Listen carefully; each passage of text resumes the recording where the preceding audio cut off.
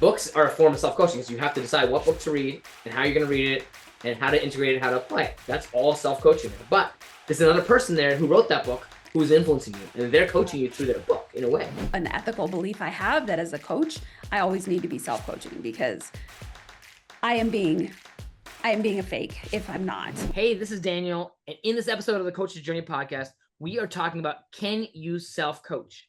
And it's a really important topic because sometimes you need to coach yourself and sometimes you need other people to coach you. What are the challenges associated with that? And just, by the way, the beginning of the podcast, we lost the first few minutes of it. So just want to let you know, jump in with Sherry's first comment here. It's in the middle of it, but you'll get it. She's saying some really powerful stuff to start us off. Self-coaching is us gaining awareness and working on the thing a little bit ourselves.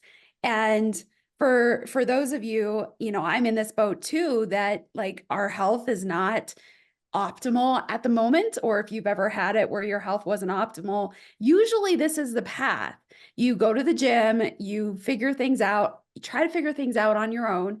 And some people are successful. That means their self-efforts to improve their life is sufficient for their goals. But the fact that there are health coaches, there are weight loss clinics, all of these things indicate that sometimes the self-coaching in that way is insufficient to reach the goals.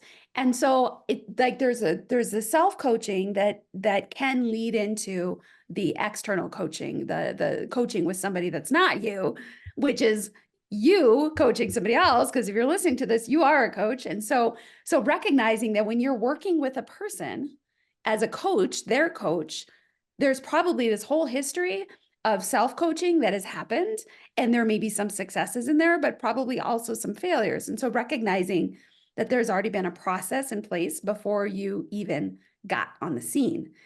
The other thing I heard from you, Daniel, is that you were being coached, which led you to this idea of a book and then implementing it. It sounds like the implementation of the book and then you continuing to live your life as a result of that book, as a guiding piece of it, you were then self-coaching after you got support from a third party coach. So the self-coaching really, it's not a discrete one-time thing. It's what comes before and after the interactions with somebody that's not you as a coach. And so our clients are going through the same process. And having that awareness, I think, is so incredibly important to the power of how we fit into somebody's life or how we can benefit our own lives through the self-coaching. I love that. Something I took away from what you said is actually there's a level of self-coaching that gets you into a place where you can get external help. Yeah. And then there's that external help that can help you get to a place where you can direct yourself or even coach yourself. Yeah. And then there's another level that I think we're going to talk about today, which is, how far can you go with another coach or your own coach as a self-coach to get to the next level or to achieve those next goals? And I think a lot of times we come up to those barriers, and it's different for everybody, what areas of life and what level they can get to. And I think from my personal experience, and I don't want to project this on everybody because I think some people are better at this than me.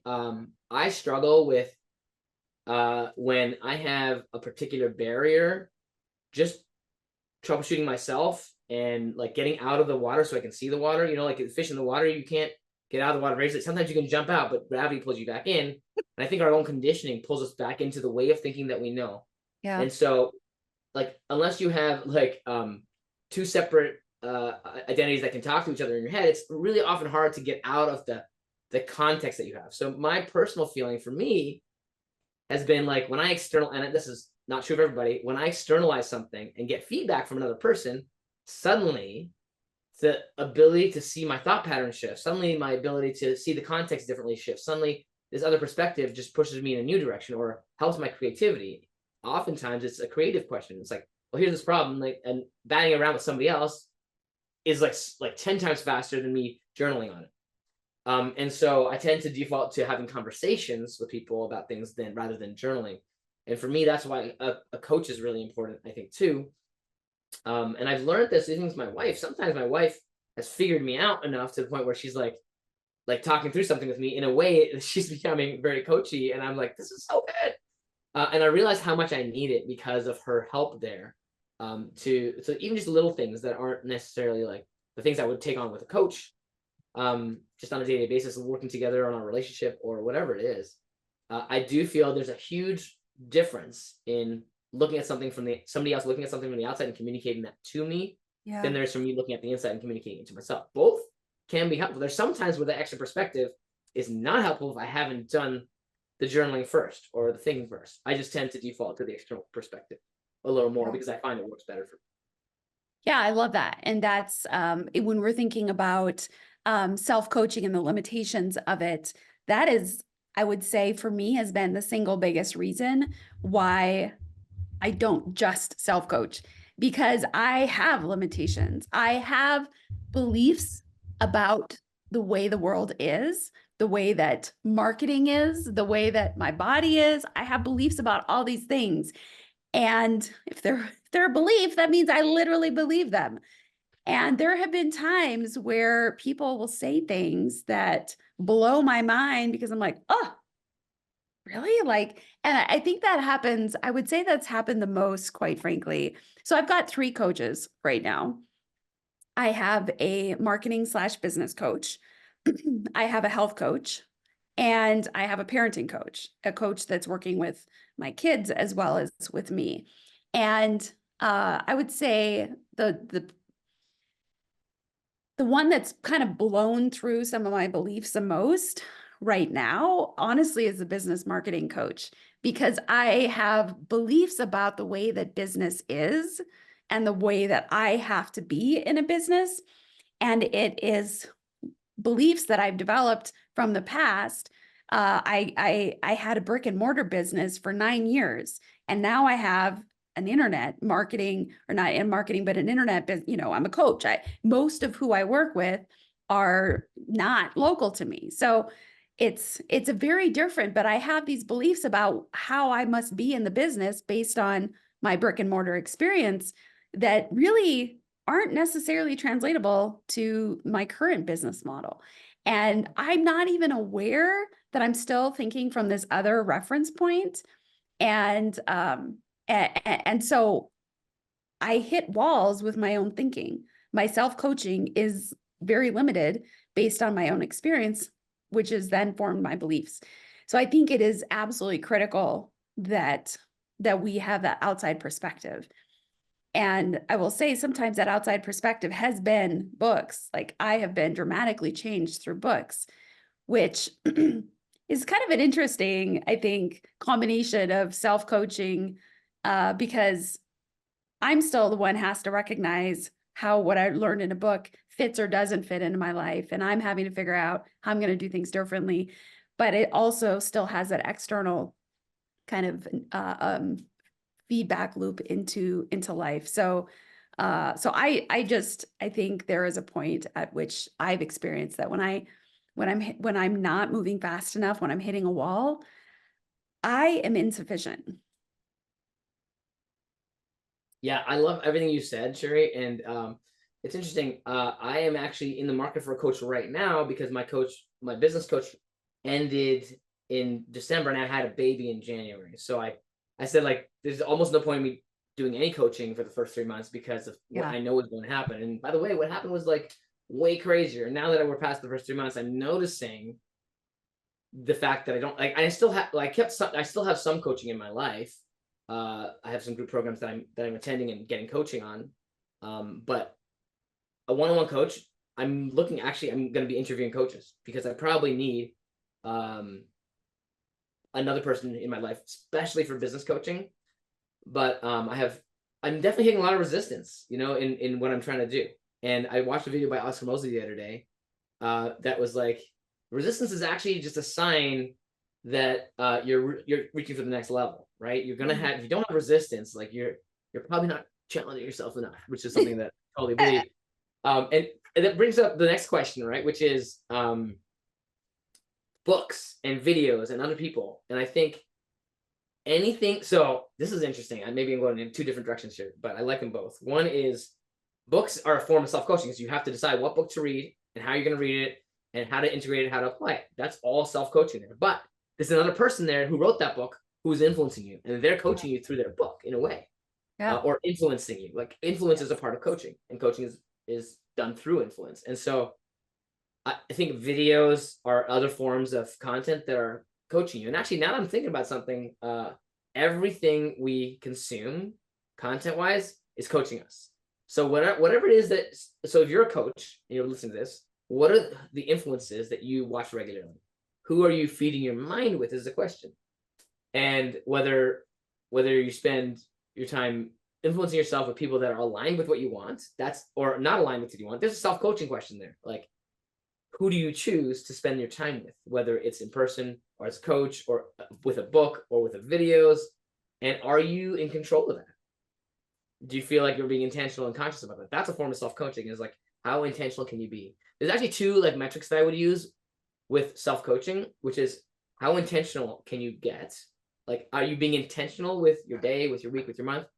And right now, I would say I don't rate myself that highly because I'm still in baby recovery mode. But the other metric is, are you being intentional with how intentional are you being, and do you know what you want? Like, how clear are you on what you want? Those two things, a coach can also help you with, external coach. But those are things that even if you have a coach or you don't have a coach, you still need to work on yourself, I think. So Absolutely. there's always opportunity for self-coaching, and there's always opportunity for coaching. Absolutely. I think one angle of this that is really important as coaches. So as you're listening to this, most coaches have a framework. They've either been given a framework based on their certification, or they are working on creating or have created their own framework or a hybrid framework. And the question is, have you self-coached through your own framework? Or have you been coached by somebody else through your own framework? So I'm a certified high performance coach, and there is a framework. I did not have to create it, and I've been coached through it, and it's been hugely valuable. And the reason I think that's so important is because as I coach through that, I have a greater level of awareness to what it feels like, to the value and the benefit of going through that framework. And so whether I self-coach and how this shows up sometimes with my clients is I'll have a client that's struggling with college shiny object syndrome. They've got a couple different business opportunities they can do, and they want to do both of them, and they're not sure. Well, I can say, hey, I actually have a worksheet in my framework. I have a worksheet that has been really valuable to me to help figure out like what is actually the best decision for me to do. And I can share the experience of how I've used the worksheet that I use with clients, but I've used it on myself. And then so that gives more credibility to what it is that I'm going to then take them through and what I'm going to offer to them as a helpful part of the solution. And so if we haven't gone through our own framework and experienced it and played with it and implemented it and tweaked it, that I really think it shows up to our clients. They know that we're not necessarily drinking our own Kool-Aid. And I think that that's a really, really important part of being a really good coach is you're drinking your own Kool-Aid, and it shows. Yeah, it's kind of like going to a dentist with really bad teeth. Or going to a weight loss coach that is way overweight. I will agree with you with one caveat, Sherry, which is that Yes. it is possible to make a difference for somebody in an area that you don't have expertise in, Yes. or experience in, through virtue of your coaching skills. You can help them figure it out. You don't have to advise, so you don't have to be an expert. Yeah. But I will also say, when you have experience in the area and you can see the map of the territory that they can't see because you've been through it, like for example, with all my clients, like when their spouse or partner or relationship comes up, I'm like, oh, it's on, because like I have so many valuable experiences of really hard times. I've gone through so many journeys with exes, with my wife, with breakups, with getting back togethers, with everything. But so as an example, I haven't had a divorce, but I will say a lot of my experience can be applicable, but I can still help coaches who are maybe going through a divorce or considering a divorce. And I've helped multiple couples in that situation and made a huge difference. One as an example, got back together and figured it out together as a result of some of that and some of the hard work they did. and one decided mutually to not do it, just as an example, right? Like, so like, you don't have to, like, I don't have to have a divorce framework and have gone through that divorce framework myself, because this is a very specific problem. But if we're talking about transformational holistic coaching, or an area where they've hired you to coach, where you've hired them to coach you in an area that you are an expert or have experience on, then I 100% agree with everything that Sherry said about that. But I want to make sure we also caveat the places where that may not be true in some cases. Well, and so as you're talking about the divorce scenario, I also have not been divorced, thankfully, and also have worked with married couples who aren't sure what they want to do. And my coaching slash my, as a psychologist, when I've worked with a lot of them, it's not that I don't market and advertise myself as the marriage saving coach. I will say that my own beliefs around marriage lean towards, let's figure out how to make this work. But when I work with a client, it is helping them get clear on what they want based on their values. And so it's not specific to divorce. It's a framework that undergirds every decision we make. And so that's what I can promise. That's what I can say. This is why I can help you, is because there's a more fundamental way of growth that I can help them achieve, which will then result in better decision making in whatever area that is. And can I ask a question too, Sherry, about, you said like you've gone through your frameworks. Have you done it with external coaches and on your own? Like, for example, like if there's a particular framework you had in mind that you were talking about just now, and you have your worksheet, do you just do the worksheet yourself, or do you have somebody coach you through? Or like, can you clarify your experience with that? Well, I've done both. So using the example of that worksheet, I've had coaches work with me through the same framework that I use with some clients. And I've kind of run myself through some of these as well. And also, as I'm thinking about this, a lot of my self-coaching happens at the exact same time that I'm coaching. That's so funny that you say that. Right? Because when we're challenging our Yeah, clients, how do we not? I don't know how it's possible to not like realize when we're not acting in courage enough. If we're talking with somebody, it's like there's this conviction that happens inside of me at the same time when I'm working with people in a subject where Yes. I know that Yes. I have opportunities for improvement. So that's, but what do I do with that? So I can either spend time processing it and working through it myself, which is self-coaching, is what I would define as self-coaching, or it really would be I can also then take that to another coach if I'm also being coached by somebody and process that further with them as well. And so, self-coaching, again, this is a moral and ethical belief I have, that as a coach, I always need to be self-coaching, because I am being a fake if I'm not. Like, how can I tell somebody they should spend tens of thousands of dollars in coaching with me when I don't value coaching enough for me to be consistently going through that process, whether that's paying for other people in the same way, and also doing the deep work myself. So I think that's critical. I love that, Sherry. And I would say it's a moral and ethical responsibility, not just as a coach, but as a human, to continue to, and maybe not everybody agrees with me out there, but as coaches, we're talking to coaches. I think coaches kind of feel this too, and this is part of my identity as a coach. It's like, it's our responsibility to keep growing and to keep Yes. leaning into that. And sometimes that's self-coaching, and sometimes it's external coaching. But as a Yes. coach, having external coaches is really important. And there's been times in my life where I haven't had a coach. Yeah. And there's been times in my life where I have had a coach. And if you don't have a coach right now, I don't want people to feel bad, but I want them to think about what's most important in their coaching development journey. And one of the things that Rich Lippman once said that I loved is, like, if you can't afford a coach, just get the best coach you can afford. If you don't think you can afford that coach, get the best one you can afford, so that you're continuing to develop in that way. Because, like, I've seen my coaching change people's lives, and it's just always a reminder, not only that I always need to have a coach, at least one, if not more, But also what Sherry said was just really struck me, Sherry. It's like, as I coach my clients, I'm learning and growing. And part of the client journey, this is something that's subtle. I think you don't realize until after coaching for a while. When the clients grow and transform, it's partly because you're growing and transforming too. You're doing this, you're on this journey together, and the journey isn't just you helping them change. You are changing. And if you're not changing, there's something missing. There's some opportunity that's not happening in your coaching with your client, because it's impossible for me. I don't know, maybe this is not true for everybody. It's impossible for me to not change. If I coach somebody for 6 months and they're changing and they're taking steps, like things are happening in me. I noticed it. And like my insights are coming in the sessions for myself. There's like a self-coaching that almost happens when you're coaching the client. And that's one of the things I love about coaching is like I grow through their growth. It's like the best win-win ever. So and I'm reflecting on the sessions that I've had with clients where maybe I haven't felt that it's grown me as much.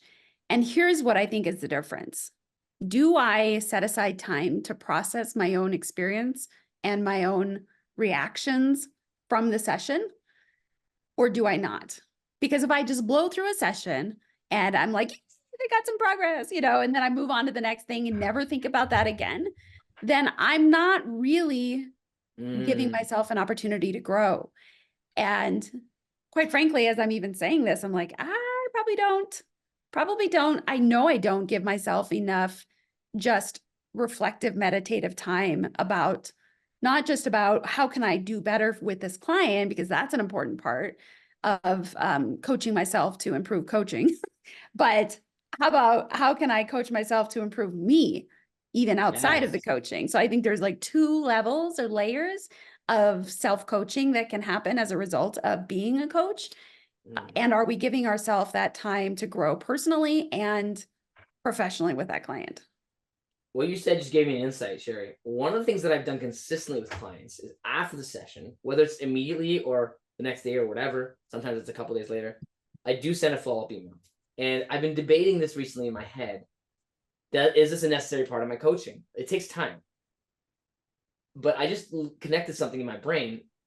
What I do with that follow-up email, I come up with a great headline for the session, and that's part of the subject line of the email. So if they only see the subject line, it'll remind them something really important. And usually the headline, it takes me time to figure out what the headline is. I try to make it catchy. Like, for example, the session I had on, was it Wednesday last week? The title was Avoid Avoidance, because we were talking about avoidance in a particular context in somebody's life. And avoidance was a thing that they were doing in multiple contexts, but this one was really great. That's the thing to avoid, actually. It's the avoidance that's actually hurting. So that was part of the headline, was avoid avoidance. Another one, sometimes I come up with alliterative things like that. Sometimes I just make this really great like pithy like thing about the session, right? And so it's very custom, but every single headline is like meaningful to me. And so that is part of the processing that I do after the session. I said processing like a Canadian. Yes, you did. I noticed that. I'm not sure which accent I will come out at any time. But part of the processing I do after a session is coming up with that headline. And the other thing I do is I come up with a few bullet points on like the key insights in the session. And I think that's a form of self-coaching that is leveraged because it's also coaching them. It's another value add that they have. So when they get that email, and I've asked them multiple times, like to each of my clients, like, hey, do you read this? They're like, oh, I read it every single time and I get lots of value about it. I'm like, but nobody ever replies, just like in social media, nobody ever does anything, but they're getting it and they like it. So I love that you ask that confirmation. That's amazing. Because I'm always trying to improve my process and they see my process improving. And one of the things I've done recently is I've created a good summary sheet for all the sessions. So each session has a number and a title, and then there's some actions that they take each session. So we can see over time what they've been doing and committing to do. And I love this view. And we have supporting documents that are all organized in a folder. But the email itself, we can, maybe we should do a podcast on coaching process, because I would geek out about that for forever. But the email itself, coming up with that headline and the bullet points, it takes some time. Like, and I've tried using AI. It doesn't do nearly as good a job, even with great prompting, but it does improve my emails if I do that. But taking the time to do those emails, I think communicates more value to the client, communicates that I understand and remind them of the things that they might have forgotten from the session. Yeah. And also for me, there's a win there that you highlighted that I hadn't been thinking about. It's like, that's my post-processing for the session. Sometimes it takes 10 minutes, sometimes it takes an hour, but the level I'm coaching at now, I think this is a really important thing to do. And maybe for all coaches, I think this is a good practice. And I've done this consistently since the beginning, to send that follow-up email. I always do that self-processing. It's almost like a personal self-coaching moment, which is, Yeah. what are the things that really matter in this client's life and situation that I can summarize in a very clear, thought through way, given the insights that they share with me. Sometimes I ask them, hey, like, what are your biggest insights? Most sessions I do ask that. And then some of those things will come into those points. This is me helping them process it, but by me processing, I'm learning something, and I'm taking those points and remembering them. And then those things come up in my life, and I've already subconsciously self-coached myself because I've done this processing. Is it making sense? Absolutely. Yeah. So that's actually a reason to keep my emails. There we go. I think that's You just self-coached I did. a question that Yeah, that's the question I was asking. I have my answer. I just got my answer.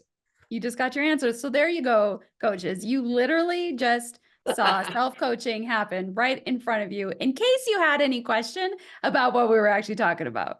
And actually, Sherry, I wouldn't know if it's 100% self-coaching. I did some, but you actually prompted it. So having conversations with other coaches is also a choice. The choice to do that is a self-coaching choice, but the choice to listen and have these conversations, which you can do in our community. That's the whole point of our community, is to have these opportunities to grow with other coaches.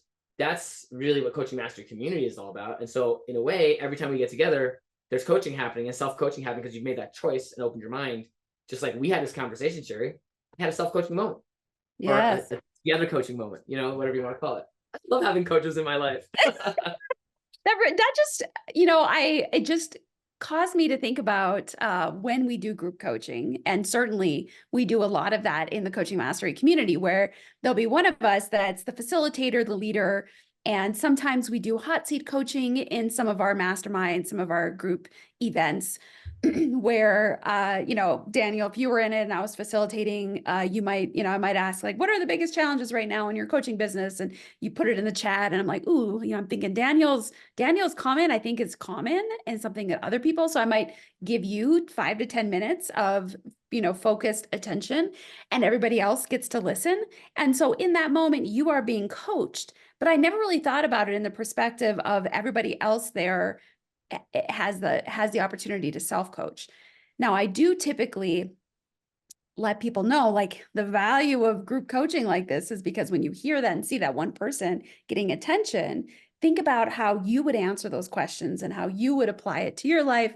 And so I instruct them to kind of do their own coaching as an underlying process that's happening at the same time.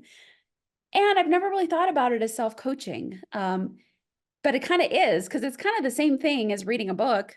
You're not getting direct feedback, but you're getting feedback that you then can use to apply to your own life in your own way.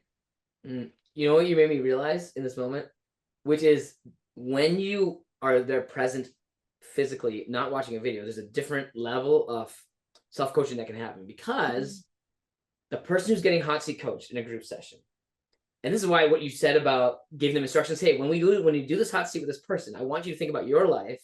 All that instruction you give them to stay focused is because, and this is a good reminder for me to stay focused in group sessions that I'm in as a client, is when you witness somebody going through a challenge and coaching and a transformation, that shifts you. There's something in your energy that changes, and there's something that you're doing live, real time, by watching this person get coached, which can happen through a video of somebody getting coached. But it happens really differently at another level if you're in person, or if you can get yourself into that really focused paying attention and really putting yourself in their shoes, especially if you're in a group where everybody has similar goals and similar challenges. Whatever the challenge is, even if you've already conquered that challenge, there might be a piece of it you're like, oh, there's a nuance there. Whatever level you're at, there's going to be something in that coaching that reminds you, or that triggers something in you. So if you're in a group session, you have the opportunity to watch somebody else transform. You can get transformed by having like the rub off self-coaching effect because you chose to be there, but also this, like, watching the video, that external coaching effect. And your choice to take that in is what's going to help you transform in that moment. And so there's like this like reflection effect, I think, or radiating effect from group coaching that makes it really powerful. And that's why the skill of being a facilitator, being able to do that, is so powerful. Like, if you know how to keep the whole group with you while you're talking to one person, or do activities that bring the whole group together, in a way that is transformative and engaging, all of a sudden the transformation level for everybody increases geometrically with every person in that session. Yeah, I So love that. interesting. So that's another thing about group coaching. If you have a group coaching program and you're not going to it because you don't have time, then ask yourself, like, what would happen if you went? Like, so if you're in Coaching Master community and you have an opportunity to go to see the group coaching and participate, and maybe get your own hot seat, I would say take it, because if you're a pro member with us, you come every Monday, right? And you get coached on building your business specifically where you're at. And we have trainings that we can say, hey, go watch this video and come back and get more support. The week-to-week support can be powerful for you, but even if you don't get your turn that week, it can be super powerful for you too. Absolutely.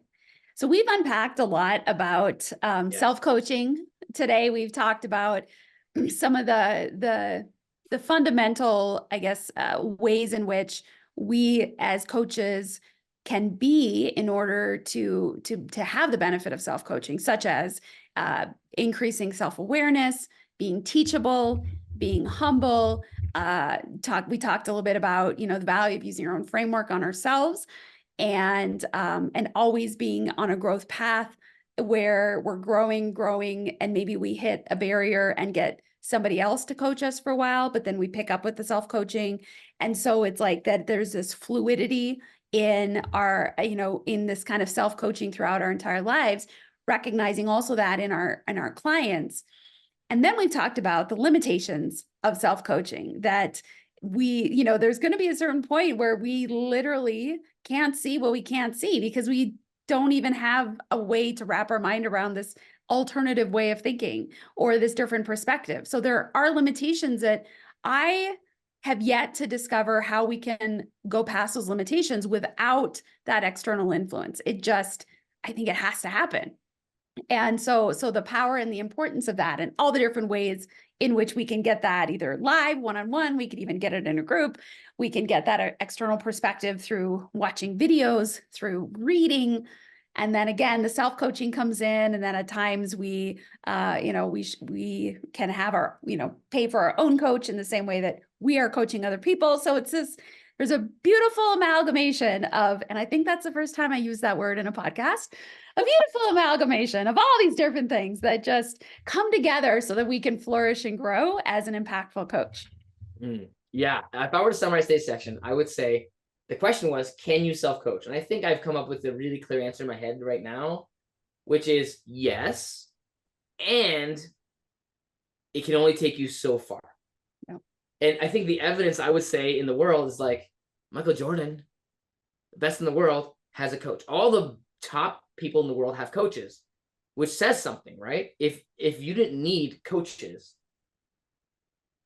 then that would not be happening, right? And I think if you think about humanity, we're connected all to each other, and we all can inspire each other. If you believe in yourself as a coach to inspire others, you must believe in other people's ability to inspire you. Otherwise, it's not congruent. And if you're having that trouble right now that you need to inspire and don't need to be inspired, then you really need to examine how powerful your coaching can be. Yeah. So everybody can self-coach, and to different degrees in different areas. But at some point, there's a limitation to that. It can only take you so far. And so the next level out beyond that is getting help. Sometimes that looks like an external coach. Sometimes that looks like an external team. Sometimes that looks like all kinds of things. It could be almost anything. But as a coach, I know one of the most powerful ways that you can go beyond the limitations of self-coaching is to have your own one-on-one coach or your own group coach that works with you in the areas that are most impactful to you. So absolutely. Yeah, I love this. Sherry, before we go, can I ask you one question, and maybe you can ask me? What is like one or two of your favorite ways to self-coach? Oh, well, the most frequent way that I self-coach, so must be my favorite, is I love listening to podcasts. And so I have about 3 or 4 podcasts that I listen to. Some of them are a little bit more informational, but even then, learning isn't really learning unless there's implementation attached to it. So I really try to stay focused on only listening to the podcasts that I have am motivated to implement on. I mean, I could listen to podcasts about like a million different topics, but most of them would just be like information and I'm like, I'm not going to do anything or change anything in my life because of it. So I really try to focus just on the topics and the people that actually inspire me to do things different.